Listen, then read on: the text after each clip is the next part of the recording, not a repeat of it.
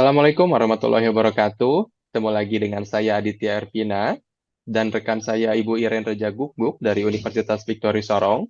Hari ini kami akan menjelaskan video pembelajaran pada mata kuliah Business Intelligence pada bab Data Visualization. Konten pertemuan pada perkuliahan ini yang pertama adalah mengenai data visualization, yang kedua adalah mengenai word cloud atau visualisasi data yang digunakan pada analisis sentimen, dan yang ketiga adalah proses pengkodean yang digunakan pada materi ini. Adapun capaian pembelajaran pada pertemuan ini, mahasiswa mampu memvisualisasikan data berdasarkan model yang telah dibuat.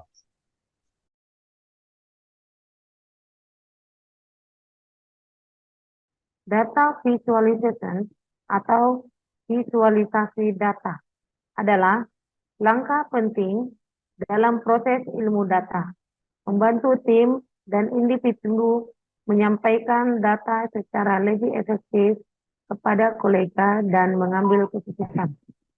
Visualisasi data merupakan representasi data melalui penggunaan grafik umum seperti bagan, plot, infografis, dan bahkan animasi. Tampilan informasi visual ini mengkomunikasikan hubungan data yang kompleks dan wawasan berbasis data dengan cara yang lebih mudah dipahami. Visualisasi data dapat digunakan untuk berbagai tujuan, dan penting untuk diperhatikan bahwa visualisasi data tidak hanya digunakan oleh tim data. Manajemen juga memanfaatkannya untuk menyampaikan struktur dan hierarki organisasi. Sementara data analis dan data scientist menggunakannya untuk menemukan dan menjelaskan pola dan tren. Kategorisasi visualisasi data dapat dibagi menjadi 4 tujuan utama, yaitu pembuatan ide, ilustrasi ide, penemuan visual, dan data visual sehari-hari. Jenis-jenis visualisasi data.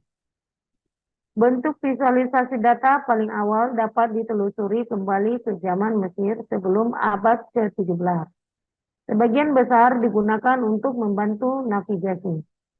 Seiring berjalannya waktu, orang-orang memanfaatkan visualisasi data untuk aplikasi yang lebih luas, seperti di bidang ekonomi, sosial, dan kesehatan. Mungkin yang paling menonjol adalah Edward Tufte yang menerbitkan The Visual Display of Quantitative Information, yang mengilustrasikan bahwa individu dapat memanfaatkan visualisasi data untuk menyajikan data dengan cara yang lebih efektif. Dashboard adalah alat visualisasi data yang efektif untuk melacak dan memvisualisasikan data dari berbagai sumber data, memberikan visibilitas mengenai dampak perilaku tertentu oleh suatu tim atau tim terdekat terhadap kinerja. Dashboard mencakup teknik visualisasi umum seperti satu tabel. Tabel terdiri dari baris dan kolom yang digunakan untuk membandingkan variabel. Tabel dapat menampilkan banyak informasi secara terstruktur, namun tabel juga dapat membingungkan pengguna yang hanya mencari tren tingkat tinggi. 2. Pie chart dan stacked bar chart. Grafik ini dibagi menjadi beberapa bagian yang mewakili bagian dari keseluruhan. Mereka menyediakan cara sederhana untuk mengatur data dan membandingkan ukuran setiap komponen satu sama lain. 3. Line chart dan area chart. Visual ini menunjukkan perubahan dalam satu atau lebih kuantitas dengan memplot rangkaian titik data dari waktu ke waktu dan sering digunakan dalam analisis prediktif. Grafik garis menggunakan garis untuk menunjukkan perubahan ini. Sedangkan diagram area menghubungkan titik data dengan segmen garis, menumpuk variabel satu sama lain, dan menggunakan warna untuk membedakan variabel. Yang keempat, histogram. Grafik ini memplot distribusi angka menggunakan diagram batang atau tanpa spasi di antara batang, yang mewakili kuantitas data yang berada dalam rentang tertentu. Visual ini memudahkan pengguna akhir untuk mengidentifikasi outlier dalam kumpulan data tertentu. 5. Scatter plot. Visual ini bermanfaat dalam mengungkap hubungan antara dua variabel dan biasanya digunakan dalam analisis data regresi. Namun, terkadang hal ini dapat disalahartikan dengan diagram gelembung yang digunakan untuk memvisualisasikan tiga variabel melalui sumbu X, sumbu Y, dan ukuran gelembung. Yang keenam, heat map. Tampilan representasi grafis ini berguna dalam memvisualisasikan data perilaku berdasarkan lokasi. Ini bisa berupa lokasi di peta atau bahkan halaman web. Yang ketujuh, tree map yang menampilkan data hierarki sebagai kumpulan bentuk bertumpuk, biasanya persegi panjang. Peta pohon sangat bagus untuk membandingkan proporsi antara kategori melalui ukuran areanya.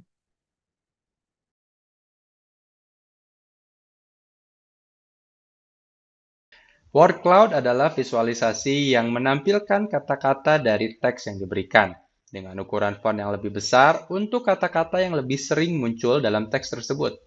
Word cloud digunakan untuk menunjukkan kata-kata yang paling penting atau sering muncul dalam teks yang dianalisis dan dapat digunakan untuk mengevaluasi isi teks, menemukan topik, atau mengejar ide-ide baru. Fungsi dari word cloud adalah untuk menampilkan teks dalam bentuk visual yang mudah dibaca dan dipahami. Hal ini membuat lebih mudah untuk menemukan kata-kata yang paling penting atau sering muncul dalam teks yang dianalisis. Word cloud dapat digunakan untuk mengevaluasi isi teks dan menemukan topik utama yang dibahas, menemukan kata-kata kunci yang penting dalam teks yang dianalisis, mengejar ide-ide baru atau menemukan kata-kata yang tidak terduga, membuat visualisasi yang menarik dan informatif dari data teks, membuat presentasi atau laporan yang lebih menarik, membuat kategori kata-kata dalam teks yang dianalisis, dan selanjutnya. Word cloud biasanya digunakan dalam berbagai bidang yang berhubungan dengan analisis data teks, seperti penelitian, marketing, pembuatan konten, data jurnalisme, dan pendidikan.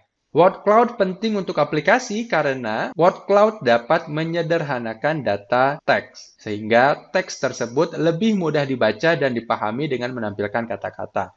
Word cloud juga memudahkan penemuan topik utama yang dapat lebih mudah dibahas dalam teks yang dianalisis, serta word cloud dapat mempercepat proses analisis. Selain itu, word cloud juga dapat meningkatkan interpretasi data, dan word cloud juga dapat digunakan dalam berbagai bidang seperti penelitian, marketing, membuat konten, data jurnalisme, pendidikan, dan humanities.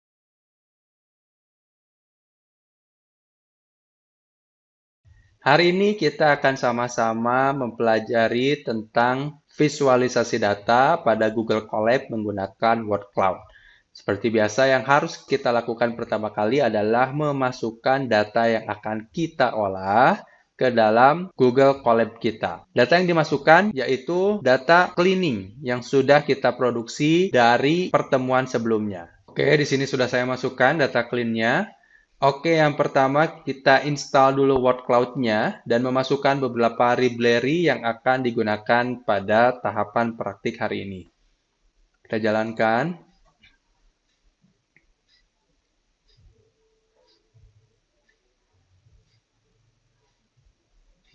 Setelah selesai dan berhasil, lalu yang berikutnya kita akan load data yang sudah kita upload tadi dan juga munculkan datanya. Ini adalah komentarnya dan ini adalah labelnya. Bisa dilihat. Nah, yang berikutnya adalah kita ingin melakukan visualisasi sentimen positif dan negatif menggunakan chart bar.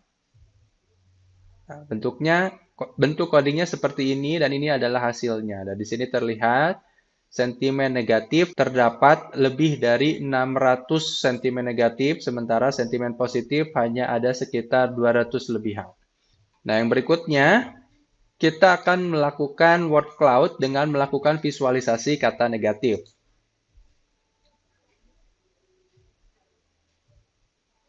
Nah, ini hasilnya ya. Ada driver, Gojek, dan sebagainya. Ingat, pada word cloud itu adalah semakin besar katanya, maka semakin sering muncul pada dataset yang kita miliki.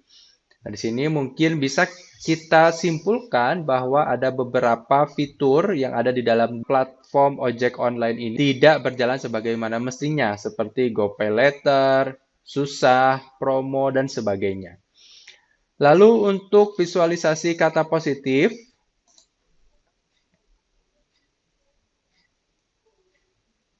nah, bentuknya adalah seperti ini. Ada yang bilang juga justru mudah digunakannya, lalu untuk ordernya, aplikasinya mudah, bahkan fitur pembayarannya di sini ya. Nah, ini bayar juga dan sebagainya. Sehingga bisa kita simpulkan bahwa dari polaritas kata-kata positif yang ada pada dataset yang kita miliki, ternyata inilah komentar-komentar para pengguna. Nah, lalu sementara visualisasi word cloud secara keseluruhan dari dataset yang kita miliki dicampurkan antara komentar positif dan juga komentar negatif, dan begini hasilnya. Nah, ini hasilnya ya. Yang paling besar mungkin aplikasi, jelas ya. Lalu juga ini ada nama platformnya. Lalu, nah driver, nah promo ini mungkin ya. Promo, ini ada yang kecewa juga dan sebagainya. Nah, dari sini bisa kita simpulkan bahwa mungkin aplikasi tersebut banyak promonya, tapi juga banyak juga yang kecewa atas layanan pada aplikasi ini. Tidak bermaksud untuk mengkreditkan salah satu pihak, namun ini adalah data yang kita miliki. So, kesimpulannya dari penelitian yang sudah kita lakukan selama beberapa pekan ini apa, Pak? Yang pertama adalah dari word cloud yang kita dapatkan, bisa kita simpulkan bahwa masih banyak orang yang mengeluhkan tentang platform ojek online Indonesia ini. Tapi saya rasa dengan semakin meningkatnya platform ojek online ini, tentunya mereka akan dapat berinovasi dan juga memperbaiki kekurangan-kekurangan yang ada. Lalu pertanyaan berikutnya, apakah penelitian ini sudah sempurna? Tentu saja belum. Jika kita lihat dari word cloud yang kita dapat, masih banyak sekali kata-kata yang tidak baku yang muncul ke dalam word cloud yang kita miliki. Ini tandanya hasil preprocessing yang kita lalui tidak kita selesaikan dengan sempurna. Tahap preprocessing merupakan tahap yang paling penting dalam menentukan hasil modeling yang akan kita jalankan, khususnya menggunakan pendekatan machine learning. Mengapa? Karena mesin hanya diberikan data-data yang kita masukkan saja. Kita selaku pembuat mesin tersebut harusnya dengan bijak dapat memilih data-data yang kita masukkan. Sehingga kita bisa kesampingkan data-data yang tidak diperlukan untuk dipelajari oleh mesin atau model yang kita buat. Yang terakhir adalah teknik evaluasi juga sangat penting untuk mengukur keberhasilan sebuah model yang sudah kita buat. Semakin tinggi akurasinya, maka semakin bagus juga model yang sudah kita buat. Terima kasih, semoga videonya bermanfaat. Sampai ketemu berikutnya. Wassalamualaikum warahmatullahi wabarakatuh.